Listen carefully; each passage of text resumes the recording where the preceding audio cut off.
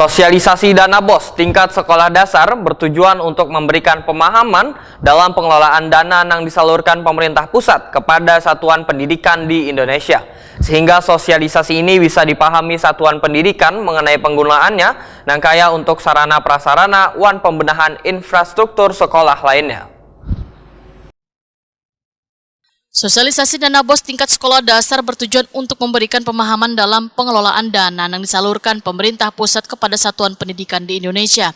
Sehingga sosialisasi ini bisa dipahami satuan pendidikan mengenai penggunaannya, nangkaya untuk sarana prasarana wan pembenahan infrastruktur sekolah. Selalu ini pihak sekolah dinilai lambat dalam memberikan laporan terkait kondisi sekolah yang mulai mengalami kerusakan.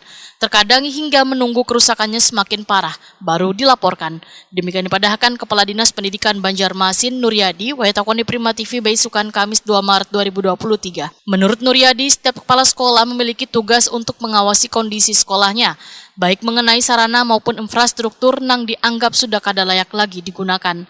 Kemudian memasukkannya ke dalam laporan Dapodik. Pemerintah yang mengetahui kerusakan yang terjadi di suatu sekolah tersebut nantinya akan menindaklanjutinya dengan melakukan perbaikan, bisa menggunakan dana BOS atau mendapat bantuan dari Dinas Pendidikan. Sudah saya sebutkan tadi sudah ada presentasi.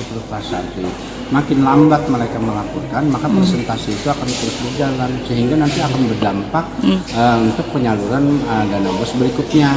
Nah, jadi penyaluran dana mereka terlambat untuk melaporkan, maka presentasi itu ada di Permendikbud tersebut. Jadi di anggaran itu kan ada petunjuk teknis penggunaan dana BOS. Nah, di petunjuk teknis itu A sampai Z itu sudah tercantum penerimaan siswa baru. Nah, sarana prasarana, peningkatan sumber daya manusia itu disebutkan.